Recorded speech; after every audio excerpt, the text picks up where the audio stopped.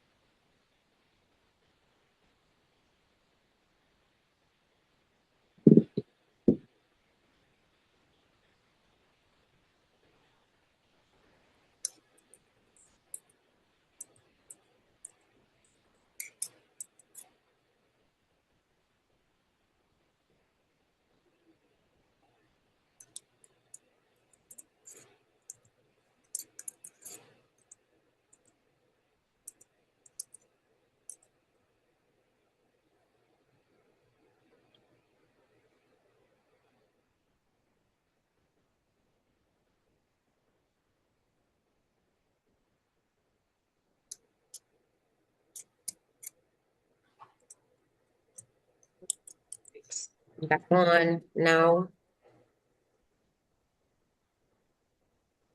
Oh, would help if you could see me, wouldn't it?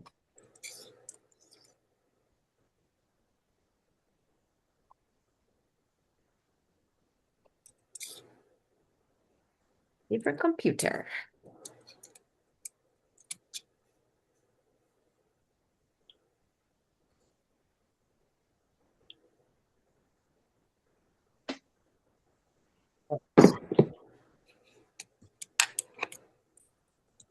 You called her, sister? Did you need her?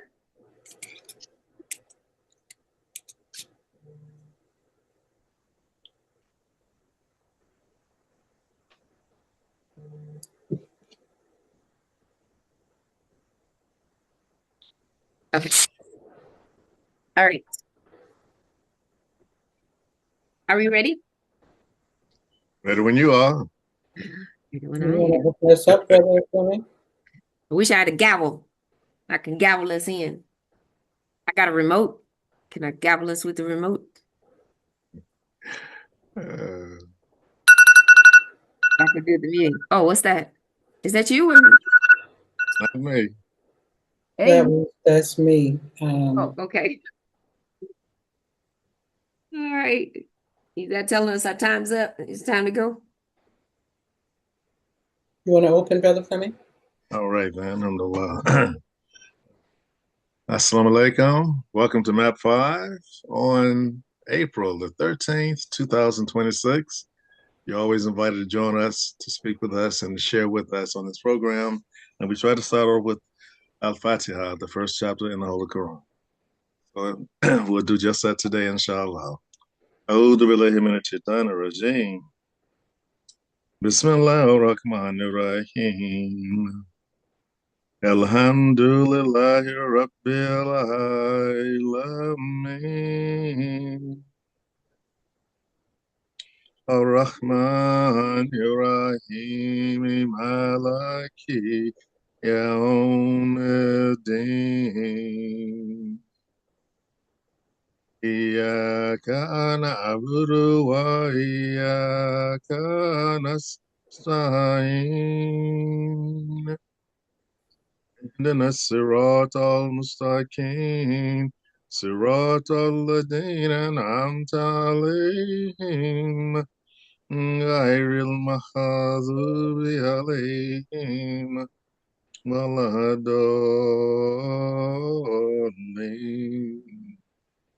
آمين.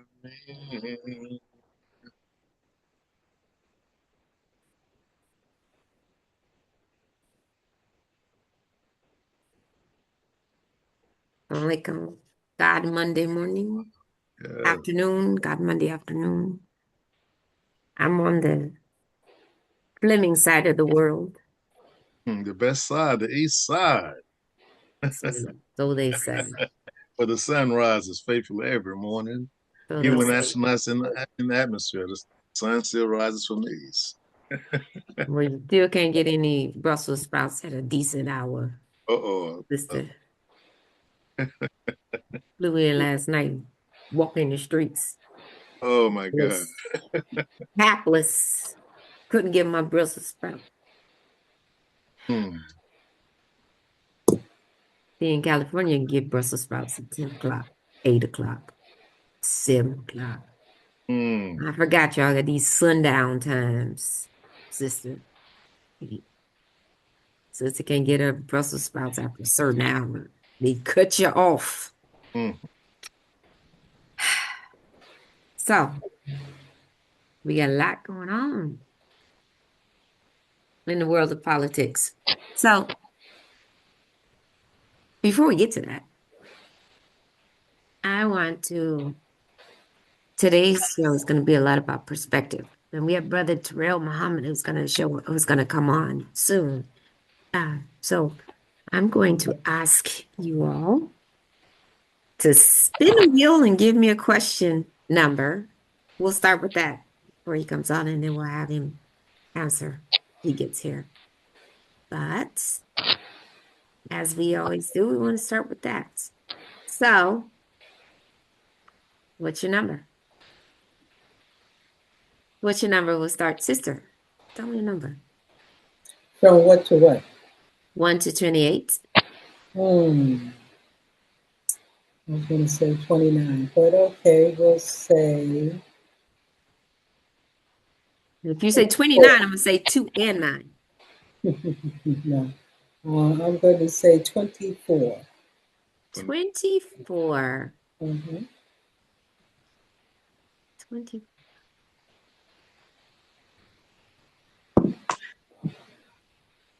Ooh, two good 24s. So, one or two. I can ask both of you the same one, or I can ask both of you a different 24. I got two sets of questions. Different What's your 24. pleasure? What's your pleasure? Well, let's keep it all uniform. Okay, so the first 24, the second 24. We'll go with the first 24. Okay. What is a moment when a stranger made you feel loved? Hmm. What is a moment when a stranger made you feel loved?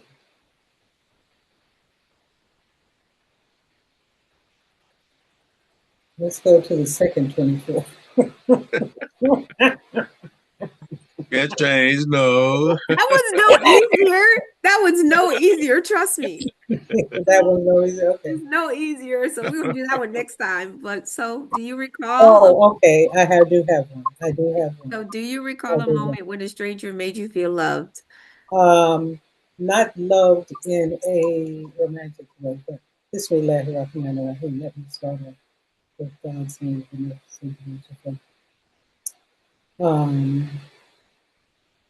the loved in terms of human being to human being was when I suffered a fall and two guys were walking in the street on the sidewalk. I'm splashed out on the street, just just near the curb. My daughter's trying to help me, and both of them came over and said, "Do you need any help?" And both of them helped me. And it turned out one of them was an emergency room doctor, and so I felt blessed and I felt loved because they wanted to make sure that I was okay and um, stayed with me, helped me out, asked me questions to make sure I didn't have signs of a concussion. And so I would say that would be an example. It's a good one. Okay. What about you, Brother Fleming? What is a moment So when a stranger made you feel loved? I'm going to go back to 1972, inshallah. Bismillah ar-Rahman ar-Rahim. At that time, I think I had just written my letter to 4847 Woodline, and those who know what letter I'm talking about. And I'm traveling from Peoria, Oh, Illinois, on my way to my college. I went to Cornell College in Mount Vernon, Iowa, on the highway. Okay. And I run out of gas between Peoria, Illinois, and Mount Vernon, Iowa. School I was going to for undergraduate, Cornell College. Ran out of gas. That time, I want you to imagine this picture. I had on a three-quarter length coat, maroon, with fur in the collar, standing on the side of the road. Shaft. Oh, a Toyota gray station wagon. The first time I bought my own car, uh, because it only cost $8 to fill it up.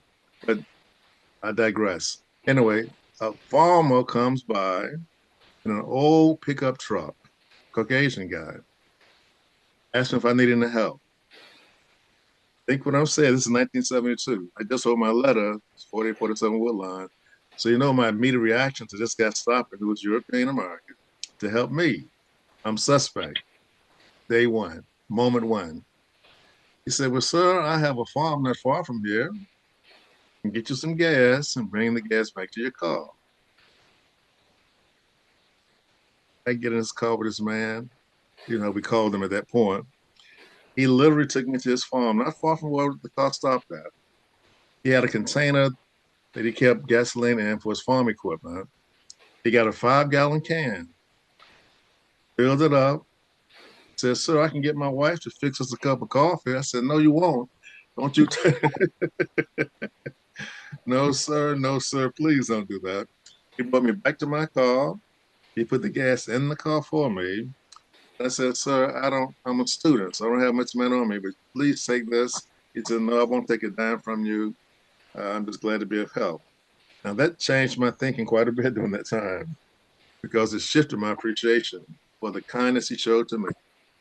I even wonder if I would have stopped like that for a stranger on the side of the road, but it made me reflect quite a bit. And I thanked him for that. To this day, I still remember that incident. Again, this was 1972, and I was a student wearing a red full length quarter suit, maroon, with a big collar, looking like Shaft. So I thank Allah for a sophomore at Cornell College. So I'll never forget that brother, that young European brother of mine that I called him today. I didn't call him that then, though, but I thank Allah for giving me that experience. Humanity is wonderful, isn't it? Yes, it is. Yes, Yeah. it is. Wow. Okay, Cheryl. Uh, I'll tell you in a minute. We have our guest here. Brother Terrell, before I introduce you to speak, I'm gonna let you answer our icebreaker. So each week we do an icebreaker. And Sister Amatullah picked the question. I always give them a number. I have the questions. They don't know what the questions are. And she picked the number 24 today. And the question today is, what do you recall a moment, or what is a moment when a stranger made you feel loved? Stranger made me feel love. Well, Assalamu alaikum to everybody. I had to think on that one. When a stranger made me feel loved. Um,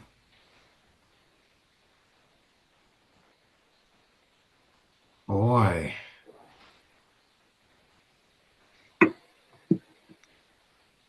I almost go back to when I first got into real estate. Like I was really trying to get into real estate at the age of 26, and I knew nobody that was in the industry. And this elderly lady said, "Well, I can help you along the pathway." And she started talking and started explaining some things about what the industry was and everything. And she offered to pay my fees and offered to mentorship me for a whole year for free. And that was probably one of the first introductions to kindness in some form of fashion. So yeah. What a great question. Thank you. Now that's some love. Great answer. That's some love. So I will let me answer and then I say Sister Mahasan, I see you. I will tell you. So my older sister lives in Southern Cal and she came up to the Bay to go to a Warriors game. We surprised her. She loves the Warriors and we have season tickets so she wanted to go to a game. So my niece called me from Florida, and she said wanting to surprise her mom, and would I be willing to to go to a lunch with her and her husband? They were coming up, so my daughter and I met her at the house in Cisco, and we surprised her. We met her up there. We went to lunch, and then we were going to go to the game. So everybody's dressed up. You got to dress up for Paps, right? So we're all dressed up. We're going to take her to lunch.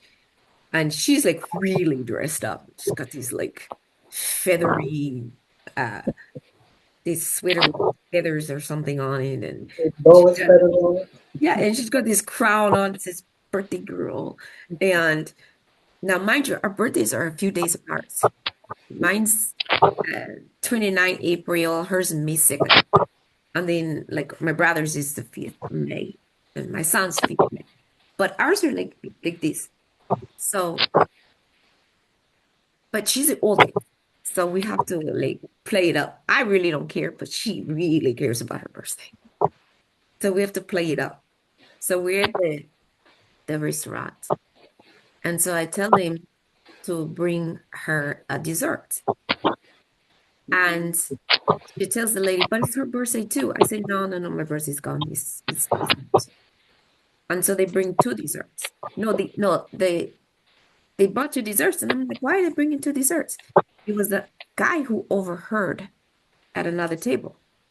He overheard her say, it's her birthday too.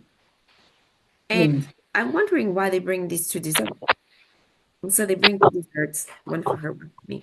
I didn't think anything of it.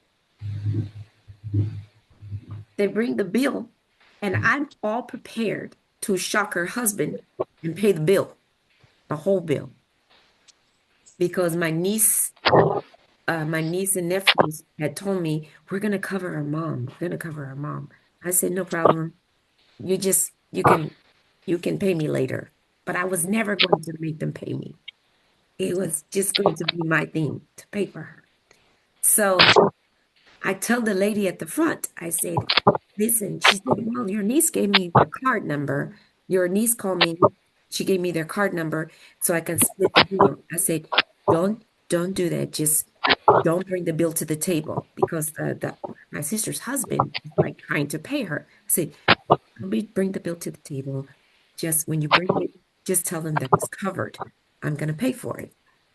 To my shock, the same man who had sent the dessert over, the lady brings the bill to the table and it's zeroed out.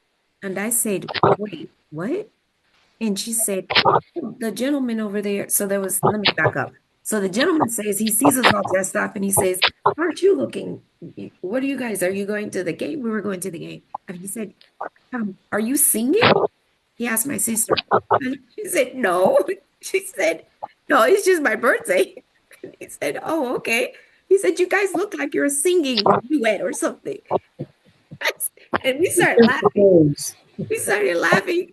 And then we sat down. She comes with the bill. I open it up and I say, wait, can I have my receipt? And she said, there is none. I said, oh, you charged me, right? And my brother-in-law is like, wait, I told you not to pay for it. So we're like the Steve Martin and what's the other guy? The commercial where they're arguing over Yeah, who's gonna pay. yes, yes. And I can't. and she said, no, the gentleman over there, and she pointed, he had left. He picked up your tab. and he had left. He had a T-shirt on that said, "Everyone watches women's sport." Hmm. He Okay. was, and apparently he was someone connected to the Warriors Hmm. and the Valkyries. And when he found out we were going to the game, he picked up the tab. Hmm. Okay. And it was a beautiful thing. And the note that was in the case instead of our bill was "Happy birthday, ladies." Hmm. It was Okay. yeah, it was such a It's nice something thing. for the bow of feathers, huh? Yeah. Yes, I think they got him. So yeah, it was a really nice thing, especially That because was a very kind gesture. Yeah. it was really nice. So all right, go ahead, Sister Melissa. I see you wanted to come on. Alhamdulillah, I was just enamored by your question and your icebreaker. I think that's a wonderful way to start a meeting that the MAP5 ends up addressing such credible information. I just love listening. But you caught me that question. I was remembering what happened to me on Saturday, just this past Saturday. And I had a birthday about 2 weeks ago, maybe. Um, Happy birthday. so, yeah, thank you. I turned 79. Ah, But alhamdulillah, my daughters had to clarify for me. I thought I was younger. Of They said, course. no, no, no, mom, for sure. In fact, next year you'll be 80. So I had to really think about that, right? But on Saturdays, I volunteer for literacy campaign. We have a reading development class at the masjid. And I was kind of tired that morning. I got up, but once you make a commitment, you got to show up. So I showed up and I had two heavy bags that I was carrying. One was filled with toys because I still had Eid gifts to give out. And the other bag was filled with books that I had taken home to study before class. So I had gone down to the halal buffet to get some coffee and maybe a little egg sandwich, something to fill my stomach before going up to class. But I underestimated the weight of the books. So I'm about a block away from the masjid. The buffet hadn't opened yet. So I couldn't get anything to nourish. So I said, well, I'll just go back to the masjid and wait and go later. So as I was going back to the masjid, the books bags got heavier and heavier. I said, either I'm going to fall, right, or faint, right, because they were just that heavy. And I was feeling really weak. And so I asked Allah, we beg Allah for things we want. I said, Allah, I need help, but in New York, Amatullah, you know about this. New York is the last place to really need help and Oh, come expect. on now. You're going to get help from the New Yorker. I'm I'm sorry, but I just have to. It's different from, let's say, it's different from California. Yes. So I was proceeding up to the masjid. Number one, you have to watch out for people because you never know what state of mind they're going to be in. But I like to have a positive outlook. So I said, Allah, I need help. I don't think I'm going to make it to the masjid. That's how I was feeling. So this African American gentleman comes up. We're getting ready. The light's going to change and we're going to cross the street. And something said, ask him to help you carry the bag. And so my other mind said, no, you know how things are. You don't want to be turned down. But I was really feeling faint. So I turned to him. I said, sir, could you help me? I said, my bags are too heavy and I don't think I can make it up to the masjid carrying. And he didn't change words with me. He said, of course. And he reached over and took the heaviest bag out of my hand. And then the light hadn't changed. He said, we have to wait a while so the light changed. When it changed, he said, come on with me. Let's cross the street. Nice looking gentleman, very polite. And so we proceeded up the walkway, and I turned to him and I said, you're a blessing to me. I said, because I had no hope of getting help from anyone, and I thought I was just gonna like weaken and fall down on the sidewalk. And he said, oh no. He said, I'm happy to help you. He said, we need to help the elders. And I kind of smiled at him. We got to the masjid door, and you have to ring the bell so they'll let you in from inside. So he reached for the handle and opened the door wide. And by that time, the security brother was coming to the door to help. I guess he wanted to help. And the gentleman told him, oh, no, that's okay. I've got her. He said, if you can open the inner door for her, she can get in and I'll bring her back. And that was the example of someone who did something to, you know, make you feel loved. I really, and so I turned to him and I said, may Allah bless you so much for helping me. He said, no problem. And Alhamdulillah. he went on. He said, have a good day. So that's my story. Alhamdulillah. I love it. Thank you. All I'm right, done. we have time maybe for one more, but I want to introduce Brother Terrell. Um, yeah, let me introduce Brother Terrell because I know I got you on the clock for just a little time. We can come back to others, but Brother Terrell, oof, if you guys think that I'm hard to get a hold of, this brother, this is like that little spinning thing from the playground, the little metal thing. The merry-go-round, the little spinning thing. You know that. I don't know if you guys had them. I know when we You were little, stand up and it Terrell. goes around. It goes around and you hold on to it. Yeah. And then Terrell, what is called? Remember when we were little and then we used to jump on it? And then a bunch of us would jump off, and then you got that one who wasn't too fast, and then Yeah, you got to sit down. They it end was up kind of like crying. a merry-go-round Uh-uh. ish. It's like a No, kind of merry-go-round-ish, but it's not. But but it it was had the kind. little metal bars on it. Yes, Yeah, yes, yeah, yeah, yes, yeah, yeah, yes. yeah, yeah, yeah. And We then used to jump on. you got that one slow child who didn't jump off fast enough, so they end up sitting there crying, that old ugly cry, which is not because all the rest of us jumped off and they couldn't manage to get off. And so they had to sit there for a long time spinning.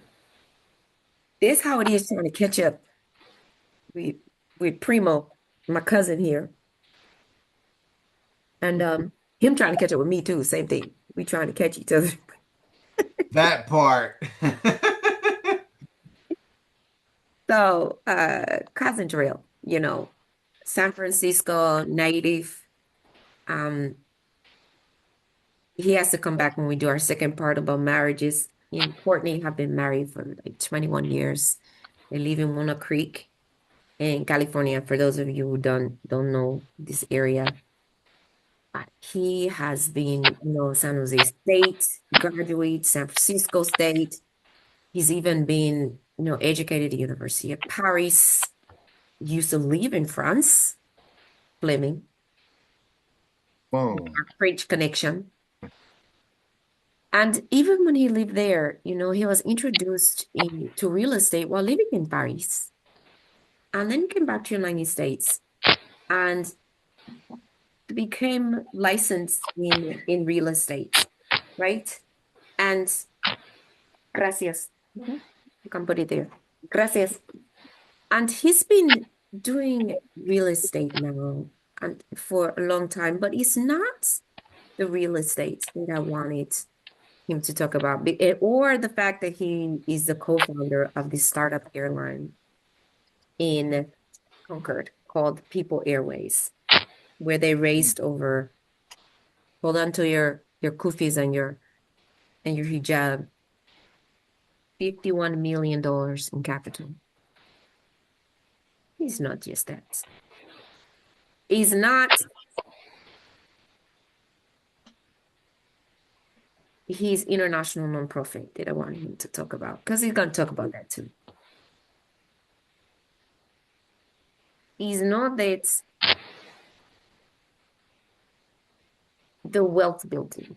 I invited Terrell here to talk about the perspective that comes behind what he does as the global managing partner of TMG Consulting and Development. You know, there's a mindset that we have to have when it comes to, because wealth building is more than just about money.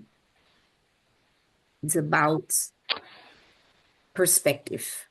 And if nothing else we talk about here on MAP5 is we close the show every day talking about perspective. So I invited cousin here to talk about that. So I introduce to you Primo Ariel Muhammad. Come talk to us. Talk to us. What that means changing lives for new generations. Talk to us. Well, peace and blessings to everybody who's on the call and listening. And thank you, dear sis, for inviting me. Of course, we've been doing things for a long, long, long, long time. And, you know, our goal, I think, in life is to make impact and influence in some form of fashion. But today, I just want to briefly just talk about our life playbook because I don't think we think about how we all have a playbook, a life playbook. And that life playbook could be personal, that life playbook could be business. And yes, I'll talk about real estate very briefly, but before I do that, because we open up with the question of kindness, a couple weeks ago, I was coming out of Safeway, which is a huge grocery store, and I was putting I had just picked up a few items for my wife and everything else, and as I was putting the groceries back into my car, I noticed an elderly woman having a little difficulty. She looked like she was probably in her 90s, okay? Maybe late 80s, maybe early 90s, but she was of age. Beautiful spirit, and I noticed she was having difficulties on the left-hand side of her body. So it looked like she had a stroke or something. And I said, "Ma'am, do you need any help?" She said, "Oh, thank you, baby." Yes, please. And so I helped her, you know, put the groceries up and put her in her car. And I was like, "Is that it?" And she was like, "Yes, yes, baby, that's it." And as I was walking away, she said, "Baby?" I said, "Yes, ma'am." She said, I would like to give you a tip." I said, "A tip?" I said, "Okay." My mind went to money, but I knew that that really wasn't what she was giving. And she said, "My tip for you, and I know you didn't ask, is I wasn't always like this." And I started thinking, what does she mean? She was referring to the paralyzation on the left hand side of her body. And she said, "Baby, I still had goals." She said, "I still had goals to travel. I still had goals to build and volunteer in my community." She said, "I still had many, many things that I want to achieve." And she said, "Now I may not be able to ever do half of that, if any of that, at this stage of my life." And she said, "My tip to you is live with no regrets. She said, live with no regrets. See, I knew what she meant. And I said, thank you. That was well received. And a tear started coming from her eyes. And we parted ways. I don't know what her name was. I don't know what she does for a living. She gave me a tip that I will never forget. So when you and I are going day to day, you and I are living our life. You and I are interacting with people. What is our disposition to life? What is our disposition to our purpose and the impact that you and I will continue, hopefully, to do and give in our life? When I first got into real estate, I told my family and friends, I said, I'm going to get into real estate. And I don't know if you guys have ever experienced it, but you ever shared a goal with your family and friends and they give you nothing of energy to support? They don't even offer you kind words of encouragement. I got that. Right? But I got it at a time where I didn't know how to receive it.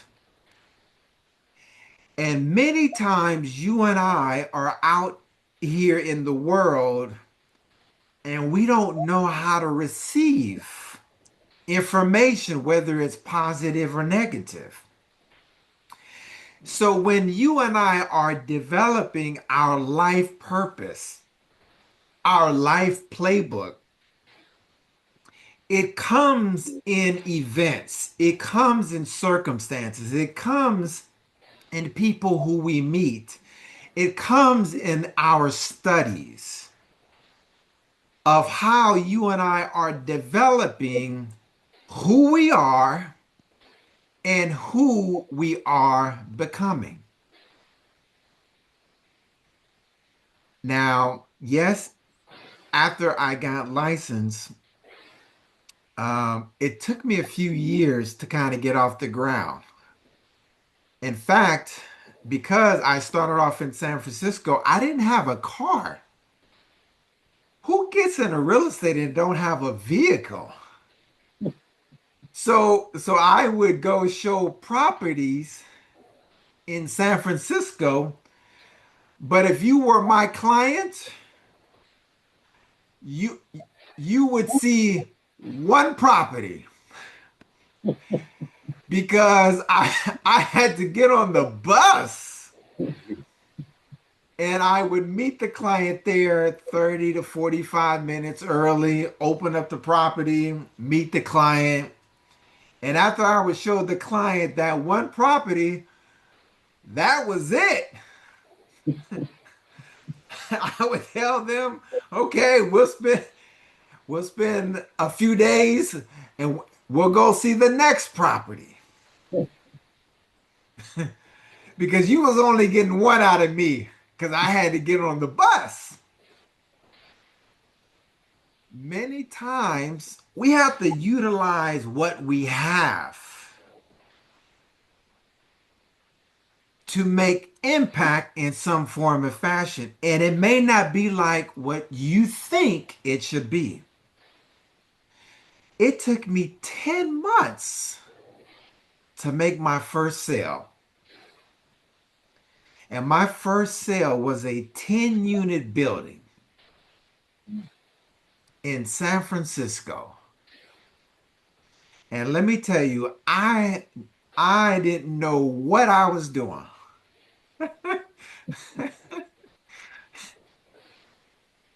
See? But I had a goal. You and me have goals. And many times we have to get out of our own way, our own fear of failure. And on the other side of that transaction of that 10-unit building was a he was a very experienced individual actually, and he taught me a lot. But remember how I told you how some of my friends and family laughed at me? Well, within 3 years, I ended up starting to hire them. So they started working for me.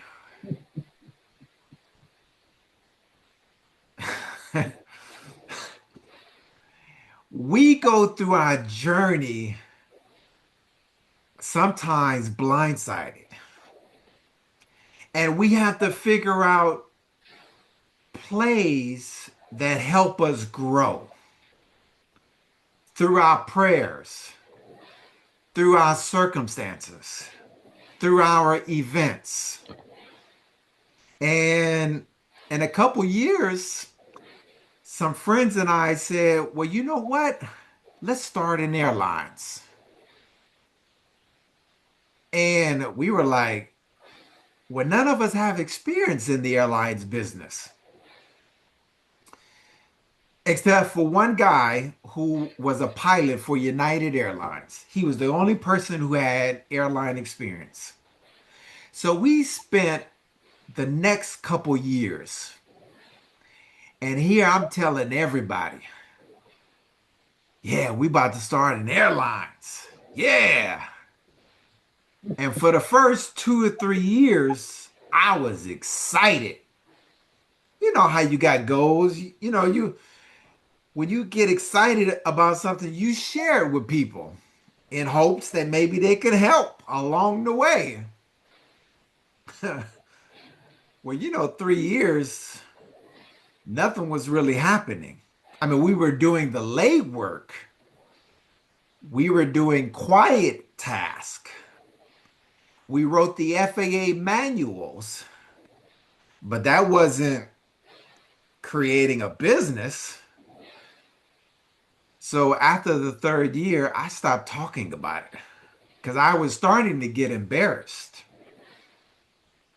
I was starting to think that maybe these this playbook isn't going to work itself out. Well, in 7 years, we did end up raising over $51 million and we purchased two 717s. Okay. But the reality of building a business is very similar to our life. And the life measure that you and I build is a life playbook that you and I have to sometimes put on our blinders to help us evolve into the person that you and I and we and us are becoming.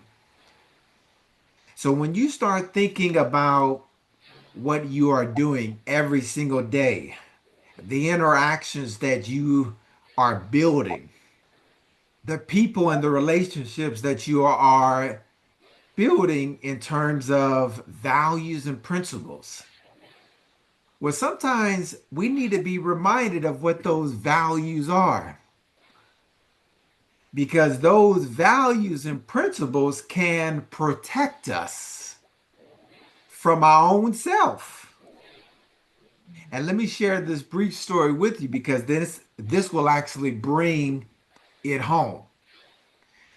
A couple years ago, Sister Cheryl, um, every year I would meet up with a good friend of mine. And she used to be an old girlfriend of mine, 25 plus years ago. But every couple years, we would go have lunch just to play catch up in terms of, what's going on in her life, her being a police officer. Her brother was good friends of mine, and we would just play catch up. Well, one time, just a few years ago, I told my wife, "Hey, Corey is in town," and we were anticipating doing lunch. And she was like, "Oh, okay. Sounds good. Just keep me updated and, let me know how it goes." Well, she walks out of my office and circles back to my office in 45 minutes. And she said, "Hey, baby, can you tell me what value Corey brings to you, to us, and our families?" I said, "Yeah, I'll be happy to." I said, "Give me a few minutes." Well, 45 minute passes, 2 hour passes, 4 hour passes. And I'm like, I can't think of a value of what this lunch would bring. Right? So, well, suffice it to say, I didn't go to lunch. Not that it wouldn't have been fun, but many times, and this is a principle, many times our values is not even clear to us that we can deliver those core values to our families and peers. That one incident and the way that my wife framed that question to me, it triggered me to pivot. I started thinking, well, what values do some of my peers have? What values do some of my family have? Not that I don't love my family and we don't love our families, but do they meet the gold standard that you and I have for life? So when you are questioning whether or not you should be doing something, we should always filter our values through a gold standard that we have established for our life. I have a life mantra, and I have taught some of my guys in my men's group. I established a nonprofit a few years ago. We're now in 16 states and 4 countries. But we teach them a framework and a pathway that says, look, you and I and we and us have to protect ourselves from ourselves. And my life principle is I am happy, healthy, wealthy, focused, disciplined, and enthusiastic. I am bold. I am unstoppable. I am undeniable. I am a world builder. Why do I say that?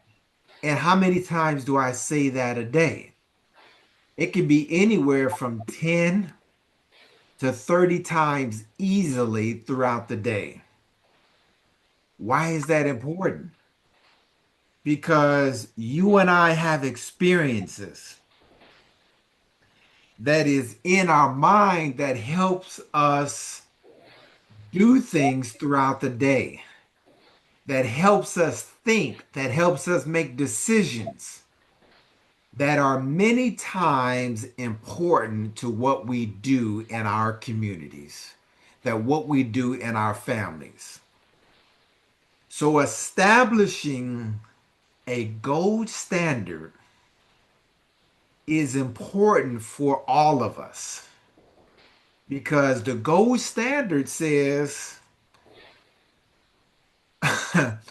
a gold standard says that do I go hang out with some of my peers that may not have the same standard that I have?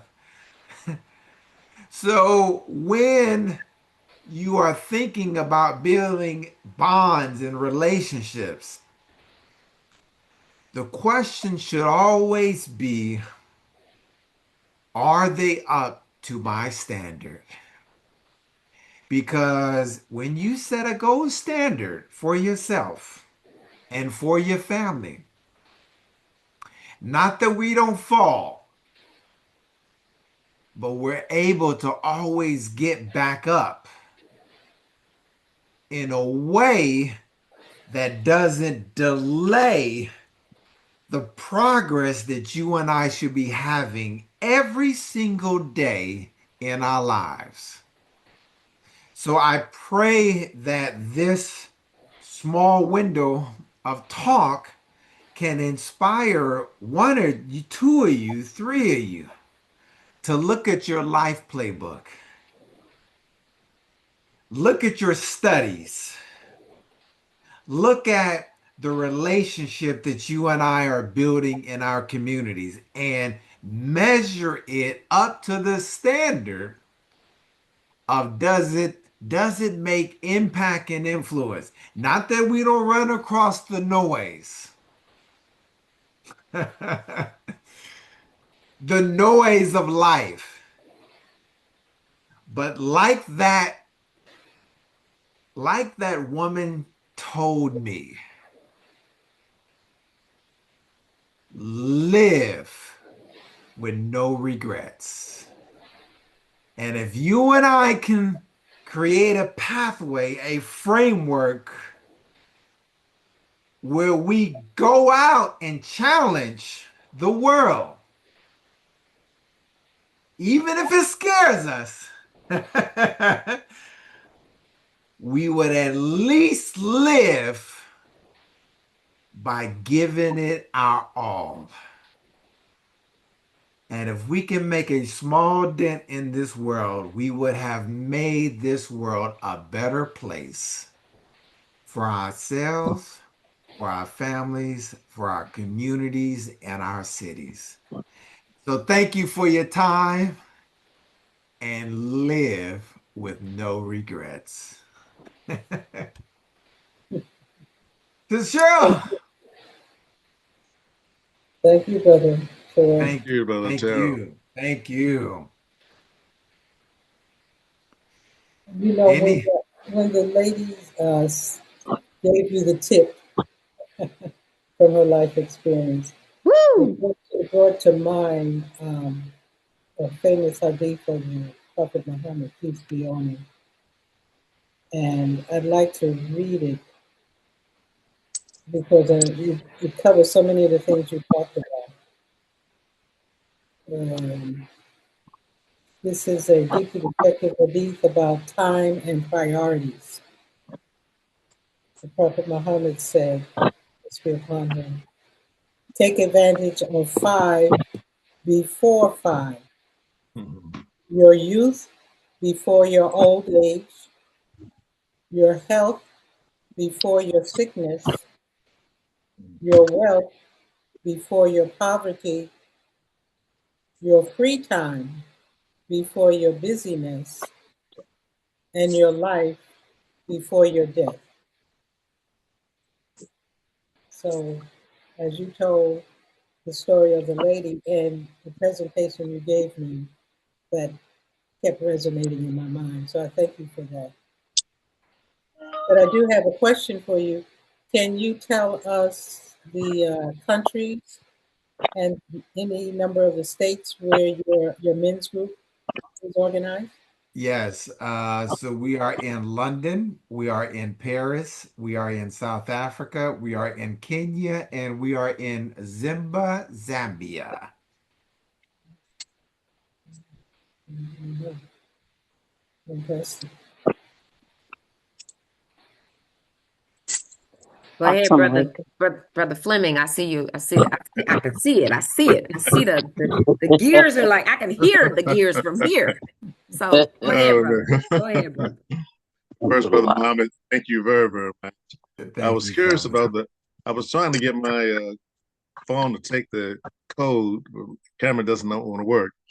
The LOP in your insignia there, in your logo, what does it stand for? So LOP stands for Life Operating Principles. When I first started going to San Jose State, I was working for a law firm called Pillsbury, Madison, and Sutro. Mm. And the first thing that they gave me at the law firm was a manual that said SOPs. And I said, "What is this?" They said, "This is a standard operating procedure. We need for you to read it from front to cover several times because we want you to have a great working knowledge of what your role and responsibility is in life." Well, um, 20 years ago, and I didn't know what I was doing at that particular time, but I got very tired of losing. I got tired of getting with the wrong people. I got tired of doing activities that weren't creating value. So I started journaling and not knowing what I was doing. I created what is called my own personal life manual. This manual has over 372 systems of operations of how I operate. Now, I don't tell everybody to go do that. but but we all have systems of operations that you and I operate from. And many times a tweak here or a routine here or a system here improves the quality of our thinking, improves the quality of our life. And we have to begin to document our life, document things that work, document things that don't work, so that we can pivot, document relationships, document organizations that add value. So the LOP is actually just a framework that I came up with 20 years ago that I always share with my nonprofit and the men of the group so that they have a pathway and a framework of how to design their own. Because you having my manual ain't gonna help you or anybody else. But you having your own goals, dreams, desires, and you start creating a framework of how you want to live your life can start the momentum of having a quality, measurable life, regardless to where you are today. It can begin to get better over time when you and I document our process and procedures that help us make better decisions along the way. That's what an LOP is. And brother Fleming, before you ask your next question, Primo, can you tell them because one of the things that you always uh, emphasize is journaling every day. Can you talk to them about that? Yeah. My process is if I have a quality thought, or I think I have a quality thought, I will journal notes. So I have a cheat sheet. I have a cheat sheet here that if thoughts or things that come to me, I I try to take time to actually write it out. Then in the evening, if it's quality, if it's worth doing a additional research, then I'll attempt to do a little bit more research. If it meets the gold standard, then guess what? It goes into the manual. It goes into the manual. So we have to create systems. Well, let me back up. We already have systems. The question is it working for you? We already have processes and things that we do in our prayers. We already have systems of how we study. We already have processes and systems of how we do our work. We have to develop and make sure that those systems is always of our gold standard. What if it ain't a gold standard? Well, make it a bronze until it becomes silver, until it becomes platinum. We don't realize that all of our systems are here. It's already there. But the real manifestation of reality is when the first manifestation is when we document it. And when you and I document it for the first time, it becomes a reality. So then we start designing, then we start architecting, then we start masterminding around what we are developing. Because everything starts off small, but we have to have a process and a way to help us develop our great idea that's here and find a way to transcribe it so that at some point we can revisit it and grow it and stack it. Hope that answers the That question. yes. That's what I was hoping you would get to, so that I mean, because I journal every day, but it's that part. Because I remember there was a question that I saw where people were like, you know, people don't come with instructions. Children don't come with instructions. And there was a rebuttal. Yes, they do. Yes, they do. Mm-hmm. It comes with, whether you're Christian, Bible, Muslims, Mm-hmm. Quran, Sunnah. Uh, you just don't follow them. But Mm-hmm. we Mm-hmm. come with instructions. Mm-hmm. And how you follow them is a whole different story, right? Mm-hmm. Mm-hmm. And and then the journaling is just so important. And the discipline that comes with journaling, daily journaling, is so important. Go ahead, Brother Fleming. I didn't Oh, mean to no, jump into your 30 seconds no that you problem know. at all. I'll just say 35 seconds in this case. No, I'm just, I'm only kidding. But I was curious about how you determine your gold standard, Brother Muhammad. My gold standard has developed. um, I believe it has evolved over time because a gold standard 20 years ago is not the same gold standard it is today.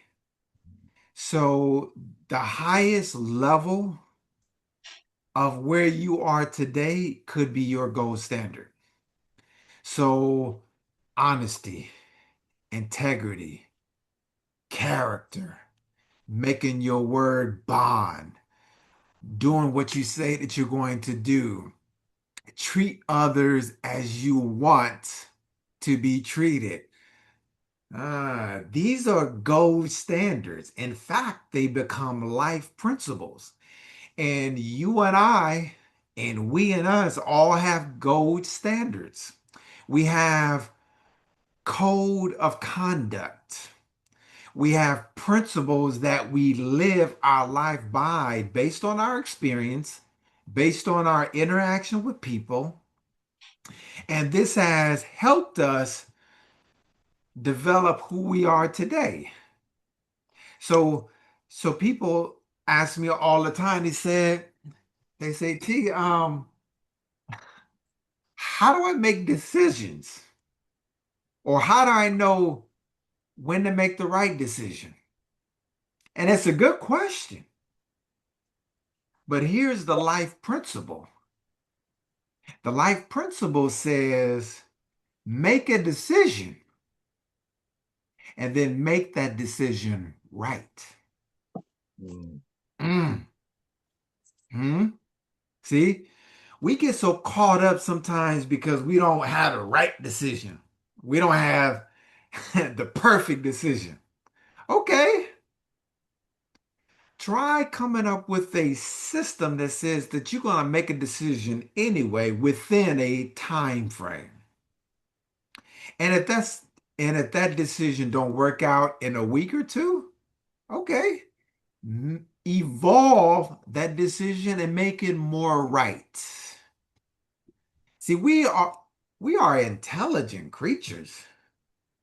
We just we we love jumping in our own way. We're real good with finding ways to block our blessings. And it's not until we submission, right? In the word submission is submit. In the word submission is mission. So we have to submit to the right mission. And when you and I submit to the right mission, then there becomes an alignment with our purpose. And as we continue to evolve it and define it, revisit it, recalibrate it, it's not always perfect, but it's more perfect than you doing nothing. So that's how I would define it, and that's how I would frame it. But again, a frame is only as good as you make the frame. And then we have to be good enough to step back from the frame to look at the picture to make sure that we are defining the picture in the right way that you and I are going. I hope that Thank you. Yes, it does. was the pathway. Praise God. Possibly. Yes, Sister Nelson. You have a question? Oh, definitely. Go ahead. All right. Number one, Brother Terrell, I'm astounded because I realize now, after listening to you, that it was the purpose of my coming into the MAP5 program was to hear you today. Mm. You were given and driven and encouraged by your lovely relative to come and share with us the LOP, Life Operating Principles. But I've been astounded because everything that you shared today was something I've been pondering Mm. in terms of altering or changing my Mm. direction. Mm. Everything that you talked about. You taught me how to master approach, mastering our life operating principles. And then you use the term gold standard. That appeals to me Mm. because that is, as you said, we fall short in making and meeting goal standards in our life when the guidance is right there. We think that we're being shortchanged, but actually, it's the vision that we are lacking in terms of guidance to how we open our eyes and see it. Two things I wanted to say to you, and then hopefully you will give us some contact information because I have more questions. I want to confirm for you that 2 weeks ago I started keeping a new journal. It's called the Healing Journal, and it's a guided reflection and prompts written by Tahira Talabdeen, one of our wonderful faith-centered transitional life coaches. And she produced it for those who have a faith-centered journey, want to take that through grief, if grief is an issue, or healing, if healing is an issue, or dreaming again. That's the tip that I'm holding on to, creating a new dream. So may I encourage you to think about coming either on board with us in this radio station, AM360, to do a master class and then evolve it once we complete the standards you're opening us up to, seeing our new selves to go to a gold standard. I think you are awesome, and do share with us further contact information. Absolutely. Absolutely. Well, thank you. And I definitely look forward to staying in contact with you guys. You know, life is not that difficult. I I know sometimes we make it difficult. But if we think about our life in a way of we're constantly going in and out of LOPs and SOPs.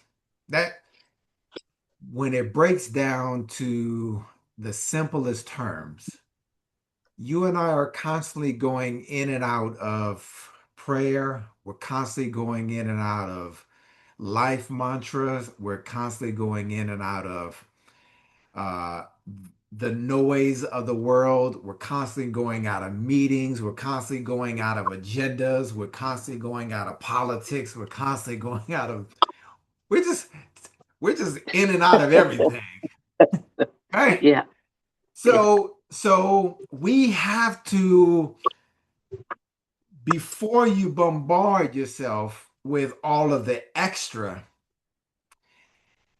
we have to take time to recalibrate ourselves and make sure that we're operating from a core essence that makes us great. You know, Muhammad Ali used to say mantras all the time. He had several of them, Yes. but there was one that he would say about 100 times a day. Do you remember which one that was?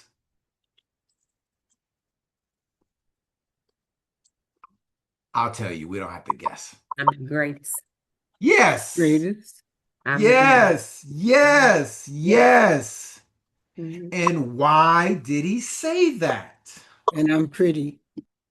Yeah. He said, I'm the greatest because he was manifesting it. He was manifesting Mhm.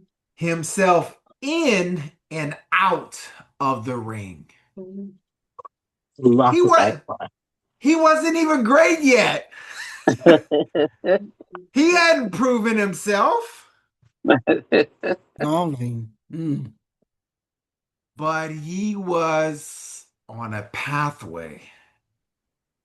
And when you and I are on a pathway, it begins to go into our inner core. It begins to manifest itself in our activities and our thinking and our relationships. You can't be great being in relationship with someone else that is not great, how is that going to, what is that going to do for you? Thank you. So, so we have to, when you and I elevate our standards, it really does have a way. You don't even know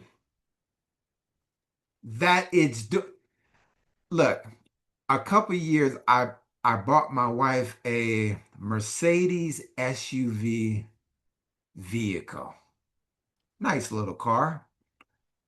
But I had never driven an SUV Mercedes before. But after we made the purchase and she started driving it and I started driving it, guess what happened? I start seeing that Mercedes everywhere we went. Uh, uh, uh. See? This is what happens when we start putting focus on our thinking.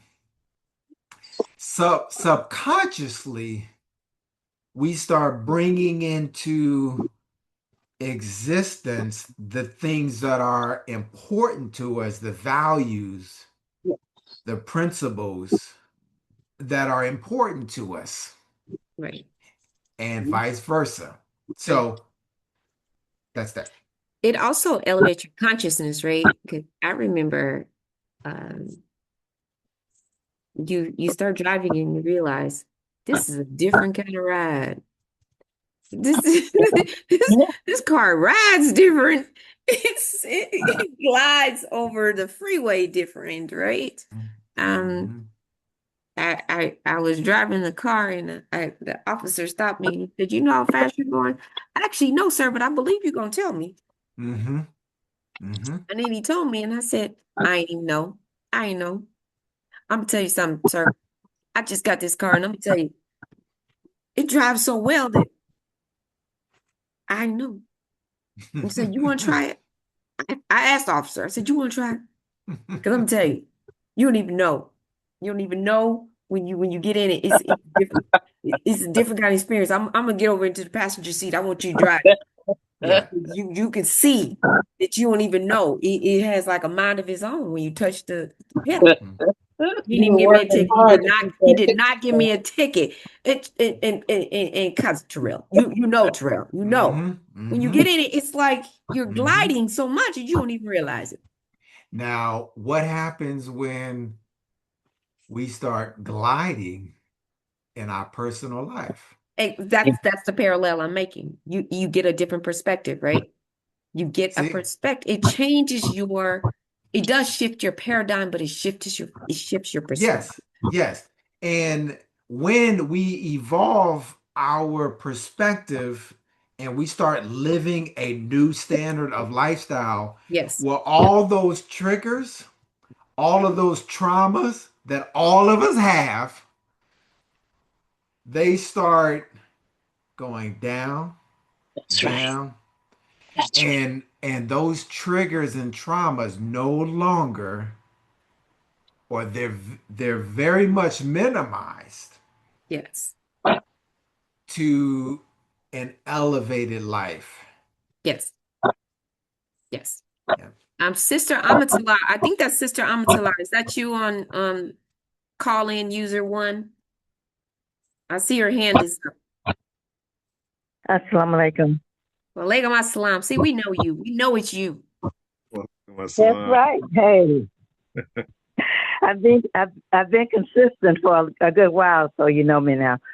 Um, my question. Well, first of all, thank the guest so much for the valuable information. My question has to do with making decisions. Being that it seems that most decisions, no matter how much time and energy you put into it, and how perfect, I put that in quotes, that the decision appears to be, then later on you discover some things that were not there do enter into the picture. So I just wanted you to just speak a little bit about the attitude and whatever came to mind just from the comments that I gave in terms of making decisions, but finding out later on, dealing with and I don't want to use the term negative, but dealing with the challenging part that you did not see or that you were not able to see. Okay, thank you. Yeah, yes, ma'am. Great question. Thank you. Yeah, fantastic question. Many times we should get in the habit of filtering information in a neutral mindset. What do I mean? You ever get a call from people and they either gossip or negative, okay? And sometimes they're seeking guidance, sometimes they're just seeking an ear, okay? That's okay. But when you and I and we and us are listening, we have to shift our mindset into prayer, not emotions. That's right. And this takes practice. So when we're listening for the word of God. Yeah. We're listening for some type of wisdom. Yes. We're listening for, are they seeking help and understanding? But when we jump into emotions, well, we're already off keel. So we have to figure out a way to balance how we listen so that we can give proper guidance to what we're listening to. So going back to our code of conduct, whether we got it from the streets, whether we got it from the C-suites, whether we got it from our scriptures, we have to embody the ability to have principles that helps us make better decisions. So the principle that I mentioned earlier, make a decision and then make that decision right. Because we're not going to always have the variables and all of the bullet points that helps us make an even better decision like an algorithm. But we make a decision based on where we are currently at in life. That becomes a part of our life operating principles. And if that wasn't a good decision, well, success is you made a decision. The next success is you make that decision more right through the information gathering that helps make that previous decision a better decision. We get caught up on not making a decision, and then that just that Sabotage. goes, yeah, that sabotages everything. So the framework that you and I and we and us should always have is the ability to gather information and intelligence, and sometimes just create a framework around it, maybe like a 72-hour window before you pull the trigger on anything. Because sometimes we make decisions and we're constantly saying yes to things that we shouldn't be saying yes to. Like sometimes we have to pause and make sure that it fits into our life declaration. That's how I would answer that. I hope that helped. Yeah, I like that, especially the life declaration part, that makes sure it fits into our life declaration. Mm-hmm. What do you think, Brother Fleming?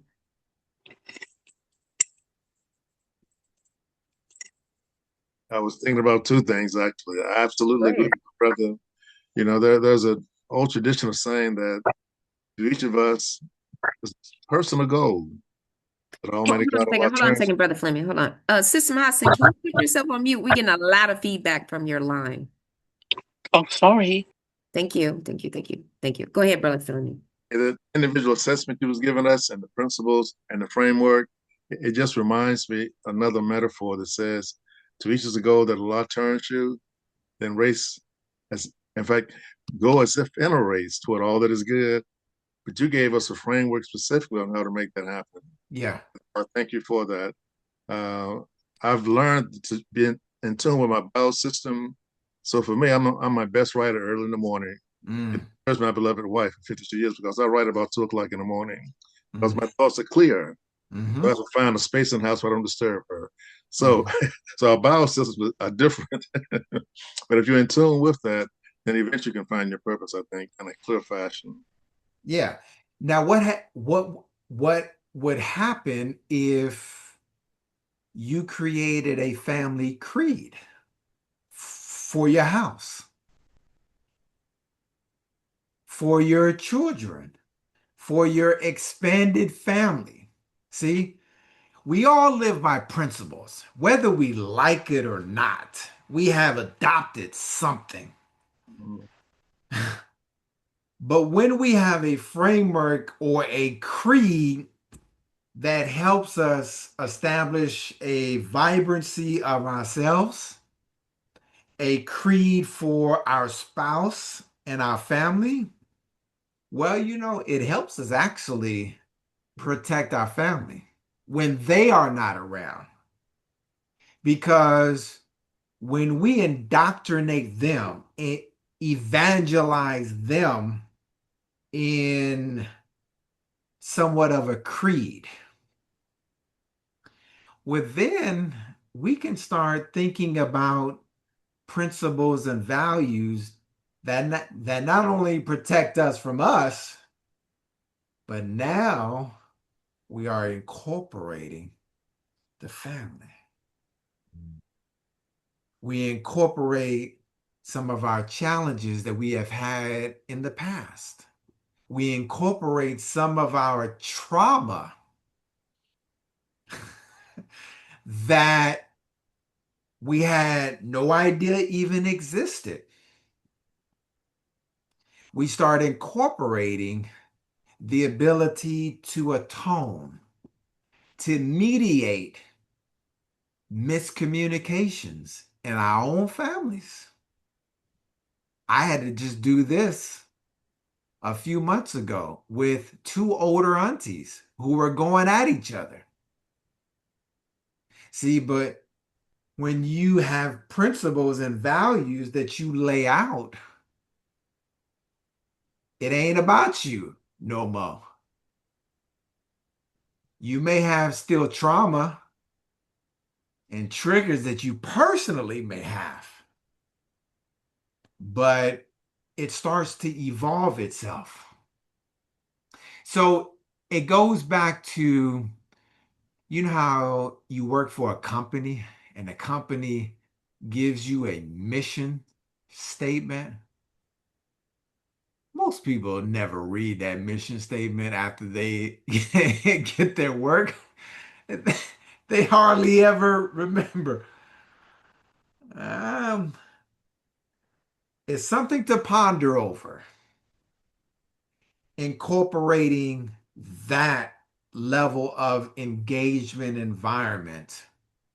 Because after you master yourself, that's great. But now, how do you create longevity? And that is handed down through principles and values, the gold standard, scriptures that we learn and master and indoctrinate into our own life. So, just something to ponder over. Love it. Yes, Go ahead, Brother Fleming. Yeah, I absolutely. like it. I mean, we've all had them. I like the writing down, we used to have Contracts. My family. Contracts. Same thing. Yep. Contracts. Yep. Yep. We write the contracts. I had my children on contracts since they were Mm-hmm. small. Mm-hmm. Mm-hmm. I see the wheels turning. Go ahead, Brother Fleming. You got your 30 seconds. Go ahead, brother. It's so important to write, and I'll try to be less than 30 seconds. But my wife, she has a PhD in reading, basically. All of our grandkids, when we were very early, had to write. In fact, they get books for gifts to the point where they get old enough to say, listen, can we get something else besides a book for the holidays? But that was later on, but she just insisted on writing. And Mm-hmm. writing, that's been a part of our family, you could say, a principle for a long time. And it's so thought provoking. You to write down your thoughts. You don't see yourself really until you really write them down. You don't really change yourself until you really write them down and see what your inner self is really saying. So that diagnosis is a lifetime journey, and writing allows you to at least assess it on a regular basis. So thank you for that very much. I Thank have, you. I have a question for you. Mm-hmm. So, for people who don't like writing, and I'm going to ask Terrell Mash you first, and then Brother Fleming. Maybe you can pop in. I see Sister Amatullah looks like she's a little occupied, but Sister Amatullah Umrani is on, and I know she's a writer, so she might be able to help with this too. I'm a writer, so this comes up naturally for me, right? Mm-hmm. So for people who don't classify themselves as writers or aren't even remotely, don't think they're interested in writing. I like to write, I like to journal. I think it's important. And I think that this is one of those things, especially having your own, I call it the manifesto, right? Your personal manifesto, your personal life principles, life operating principles, your own, you know, your chief operating guide. But for people who struggle with that, what are what are some steps that they can take to get started and to make it less daunting? Yes. So how can we get them started? Yeah. Can we put Mahasin on mute? Is that possible? Sister, you were getting that feedback. Thank you. Um, what a great question, because a lot of people don't like to write. So for a lot of people, I have them do videos, videos of themselves, of where they want to be at the end of this year. And that video can be 60 seconds, it can be 90 seconds. And I have, so we start there because many times you doing the video of yourself, of how you're going to be at the end of this year, sometimes it's traumatic. I'm just keeping it real. But it is an easy way to actually do it versus writing.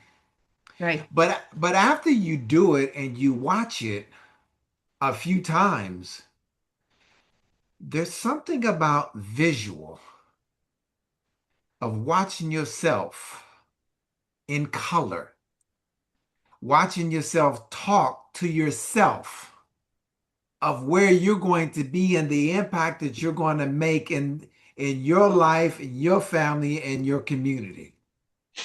Mm. I have some people who do videos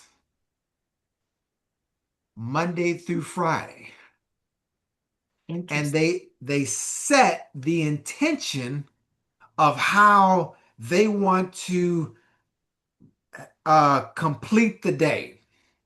So they do a 30, 45-second video of themselves of how the day is going to materialize at the end of the day. And they watch it 3 or 4 times throughout the day. Interesting. So you can play with, because the hack is the subconscious mind. Right. So finding ways to hack our subconscious mind is what you and me and we and us are all attempting to do to become a better version of us. At the end of the day, that's all we want to do is become a better version of us. I don't want to compete with Brother Fleming's. He looked like a great man. I can't compete with him. Right. And we have to get into the mindset of becoming the best version of ourselves, and that takes work. Right. So when trauma kicks in, when triggers kick in, you better find a better system to pause and figure out why this is coming up at this particular time. Because many times it don't come up until it comes up. And you're like, whoa, where'd this come from? Trigger! Right? So, and we all got it. We all have layers of it. But when we start finding better ways to hack our subconscious mind to align ourselves with our life declaration, you start to figure out, you know what? I am great. I can make some mate. It becomes a little scary because you like, I am dope. You like, alhamdulillah. And then you and I and we and us start taking action. Right. And slowly but surely, habit stacking, value stacking, confidence stacking start to help us start being able to maneuver the way that we know that we should be able to maneuver. And we start creating a better playbook. So that when you start questioning yourself, you can go to your journal or you can go to your manual and say, have I been here before? Because I don't know about you.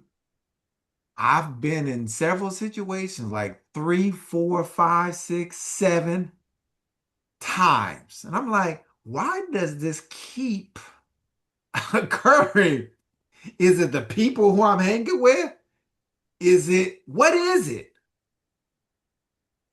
And we have to do the work on us. We have to do the work. You have to do.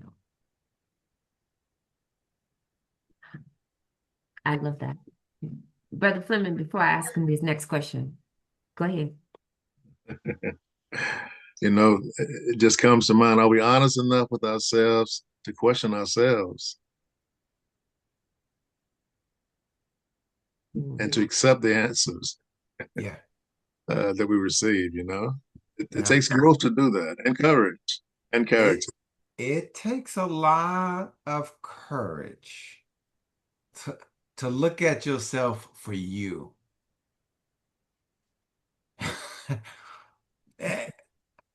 and and to be honest, like unfiltered, authentic, sometimes raw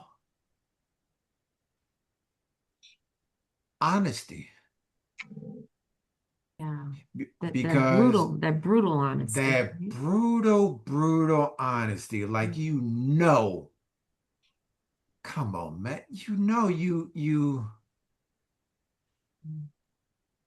but that takes quietness, that takes atoning with yourself, that takes redemption, that takes the ability to say, okay, yep, I blew it. I blew it. I have blown it. I've And I been. and I haven't been the person that I need to have been. It also takes one more thing. It takes all of that, and then it takes grace. Yes. It takes you giving yourself enough grace to say, okay, now pick yourself up out the corner, take your thumb out your mouth, and get to it. And Yes. figure out that you're gonna fall down and you're gonna mess up. I know you're gonna get up and be resilient because it takes some resilience. Someone told me once, he said the thing that I like is that you have a lot of grit and resilience. And I said, I do, but I also give myself some grace. Mm-hmm. I Mm-hmm. give myself some grace Mm-hmm. because I say, I recognize that despite what people might think that I think about myself, I know I'm not perfect. Mm-hmm. I'm pretty close, but I know I'm not perfect. I just throw that on in there. Throw it on in there. And because if you recognize that there's gonna be some times where you're gonna fall short. Mm-hmm. You recognize that there's gonna be times where you gotta look yourself in the mirror, like you just said, Terrell, and say, okay, where did I fall short? Mm-hmm. Yep. Where did I fall short? Because failing doesn't mean you're a failure. Mm-hmm. It just means you didn't find the way to succeed, however you define that, right? Mm-hmm. Because my success is different from yours, it's different from Mm-hmm. Fleming's. I'm not competing. I agree with you. I'm not competing with, there's a saying that says a flower never looks at another flower to figure out what success is. A flower doesn't compete with the flower next to it. It just figures out how to blossom on its own. So you can't compete with a person across the way next to you. I tell my children that I was like, there's something that this internet generation or these children now that never learned how to, well, let's say parents like us, never learned how to get outside and don't come back in Mm-hmm. until we tell you to, or just come in before the street lights come on. Get outside and play. Fall down, skin your knee, go put on some Bactine, wash it Mm-hmm. off, put on some Bactine and a Band-Aid. Mm-hmm. Mm-hmm. No, I'm not gonna cry for you, and I'm not gonna be hovering over you. Sometimes you have to fall to recognize. Don't be riding your bike with your hands off the handlebars all the time as you're going downhill. Mm-hmm. We did it, and we fell, and we busted our neck, and then we learned can't do that around the curves. Mm-hmm. Sometimes you have to do that, and you can't ride the bike for them. And I think that sometimes you have to figure out some things. We can't go to work for you, can't hold your hand all the time, because sometimes you look grubby hand nasty. You dirt. You need to wash your hands. We're not like, they're not like birds, where birds like chew the food first and then spit it in the little bird's mouth. That's nasty. They ain't gonna do that. You gotta chew your own food. And and sometimes, you have to eat the food to know you don't like the way it tastes. And as parents, as is our job to expose them to that, right? Don't just say, I don't like it. How you know you don't like it? Mm-hmm. You didn't try. How you know you're gonna break your neck if you get on the ice skating? You might. And I might even laugh at you when you fall. I'm gonna pick you up after I finish. I might be chuckling when I pick you up, but I'm gonna pick you up. You know how many miserable concerts? I know you know because you've been to them. How many miserable concerts I had to go to? You too, Fleming. Watching these children Oh my God, yes. pretend to make music. I know because my mother went to mine. I've been playing music since I was 3 years old. And they had to sit there in the front row. Good job, baby. It wasn't good. That music was horrible. It was horrible. And then we were singing and we were off key. But eventually we got it. Eventually, I learned how to play the flute and the violin and the piano and sing. But we have to go through those steps. And we had to, as you say, they filmed us. And they filmed us when we were running track. And when I was on the relay team, they filmed us with the mistaken handoffs and where we missed. And we ran out of the zone. Because if we didn't look at that zone and figured out we stepped out of the zone, we never could have corrected it. So you need to watch yourself on film. I do that to people now when I'm teaching them Fleming when we're teaching candidates. If you never see yourself on film, you don't know that you're making these gestures when you're talking during debate, and it's very distracting. You don't know that you're on camera during the meetings in the dais when someone's talking.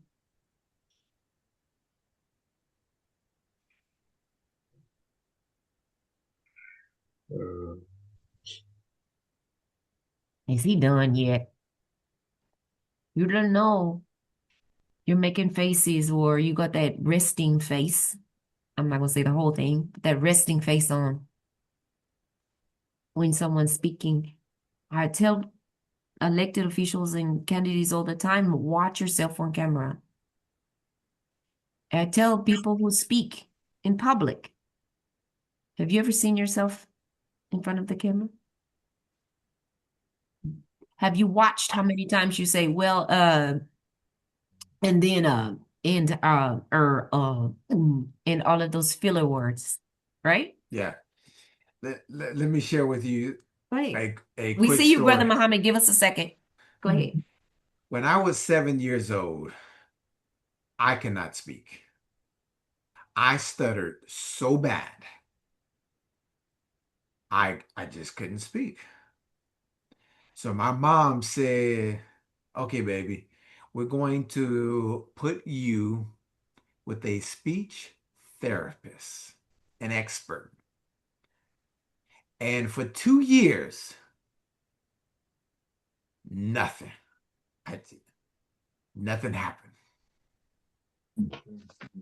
And one day, I walked into that speech therapist's office 2.5 years later, singing.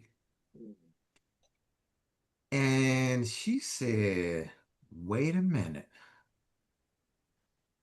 Keep going.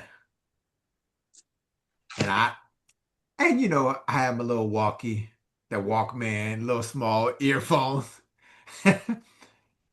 She said, I think we got something. She went to the drawing board and she said, I want you to start speaking like a monotone, up and down, up and down. And I practiced that for 3 years. And over time, high school, college, now I still stutter to this day. Most people don't even know it. Unless I ain't thinking, but I stuttered really, really bad. Today, you could hardly tell. So many times you and I have to go into the lab and figure out what we need. Yes. Because that impediment became a gift. And many times we don't realize we have gifts right up in us that we just need to create. I love it. I thought you'd get a kick out of that one. I love it. I love it. Because I can tell you the story. This how that I come with my voice. It's that if I speak really slow, I can enunciate the English words very well. It's going to take me the rest of the show to get out a sentence. However, same kind of story, right? About it can be very disempowering, right? Yes, Very absolutely. disempowering. Brother Sharif, sir. Oh, yes. Assalamu alaikum to Walaikum everyone. assalam. Alaikum Salam. salam. Thank you for joining the show. You're welcome. Yeah, Brother Terrell, you had mentioned Muhammad Ali a little while ago. And I'm looking at the Muslim Journal newspaper. Volume 49, number, look like 19. It look like a 19, but I'm not sure. Can't quite see it. February 7th through the 20th. Now, you know, the paper has gone down so far now. Paper used to come out every week. Now it's dropped, so now the paper comes out only once every 2 weeks. Because we haven't been supporting that. In this article, front page, Muhammad Ali. United States Postal Service issued the forever stamp with Muhammad Ali. And you know, I guess this sounds like a negative, but I guess it is a negative. That our leaders, or those that are in a position, haven't made it known that the post office had issued a Muhammad Ali forever stamp. And go to your post office now. I'm saying this because it's too late now. All the post offices that we've been to, post office in Midtown Manhattan, you know how big Midtown Manhattan is, sold out. Come to my neighborhood where I am, a small Mount Vernon, you can cross the whole place in 10 minutes in the rush hour. Sold out. I went to another post office Saturday, sold out. You know, I guess this brings me to when Muhammad Ali was having his fights, there was a woman, European, she was come to all his fights. Somehow, I don't know which way she was dressed or whatever, but she always got his attention, that she's always at the front of her row. And she said she got an opportunity to speak to him once. She said, you know, I come to your fight. I come to see you get whipped. Always saying how good you are, how pretty you are. I come to see you get beaten, you know. So I guess must be some of our thoughts also, that we didn't even tell the people about the Muhammad Ali's forever stamp. They're sold out everywhere. Mainly because they put out, if you don't inquire about the stamp, we're gonna stop publishing it. Now, and that's what it is. The stamp's all gone.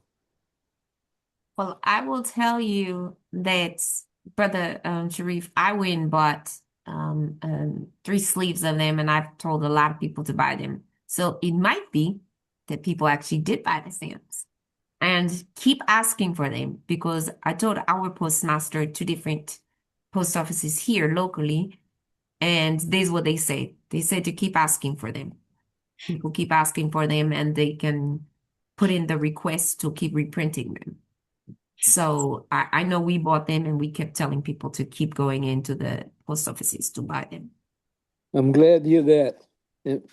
But Terrell, as long as you've been speaking, had no idea that you had a speaking impairment at one time.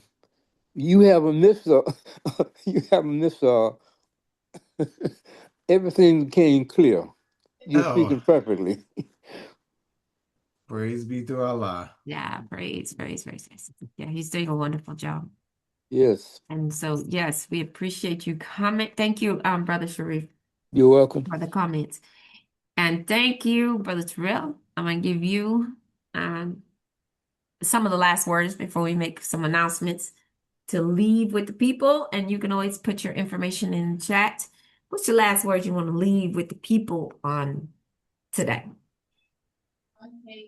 Oh, I will leave with how the older lady gave me. And that is live with no regret. But how do you do that? You and I and we and us must develop and shape our life to protect ourselves from ourselves. Mm. Many times we have to have a framework that continues to motivate us when the noise is very, very high. So whatever your playbook is, continue to develop it, continue to evolve it, continue to improve your routines, morning routines, evening routines. Continue to improve your value and the clarity of it and what that is and what that means to you so that your gold standard is integrity, honesty, truth, and our last breath, you and I, we and us, can say like the tip that she gave me, that we can live with no regret. Thank you guys for your time.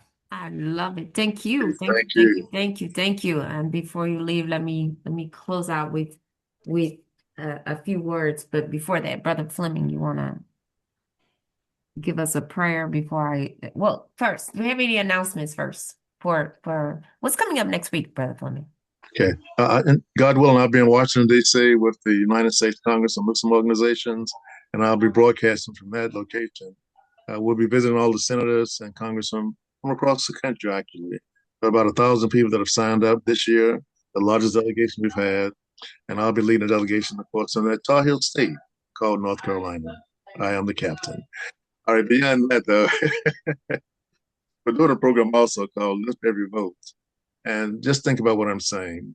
There are too many of us not engaged and always complaining but doing nothing about it. So you'll see more about this in the future. We'll talk more about it next week, God willing. Thank you very much Thank again. you.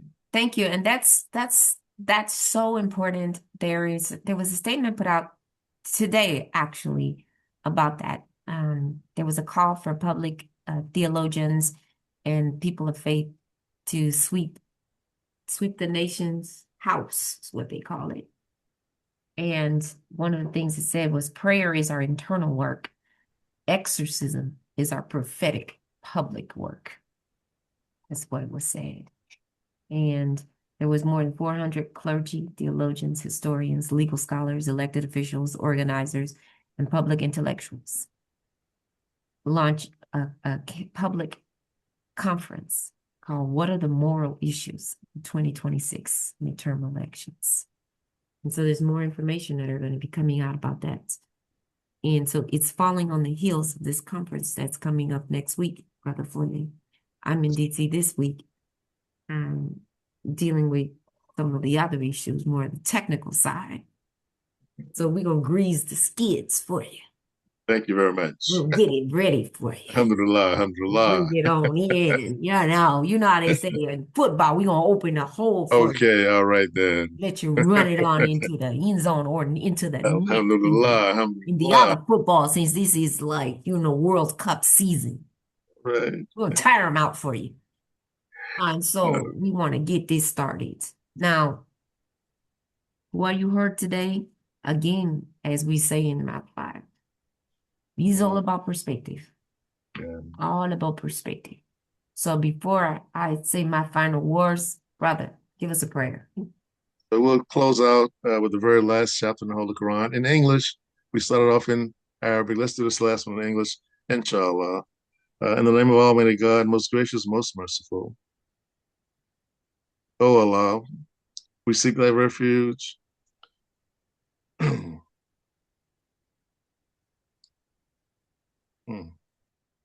From the Lord and Church of mankind, the King or ruler of mankind, the Allah, judge of mankind, from the evil whisperer, the same who whispers into the hearts among men and jinn, then withdraws after his whisper. I mean,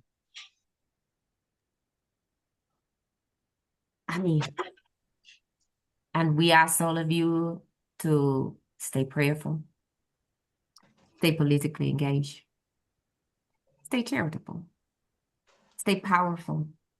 Do something for someone without the expectation of anything in return. Just do it because it's the right thing to do. Have a wonderful Monday. Have a wonderful week. And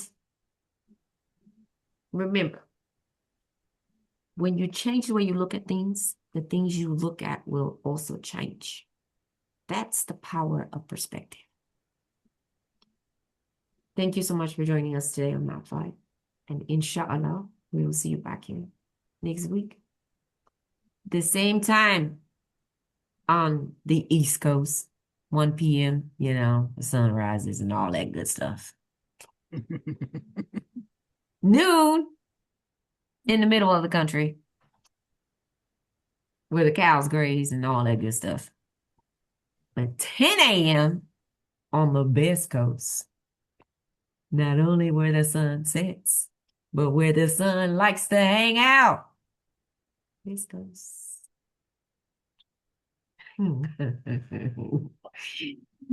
We will see you back here next week, inshallah. And with that, we say to you, that is a wrap. Assalamu alaikum. Thank you all. Salam. Go manifest that life.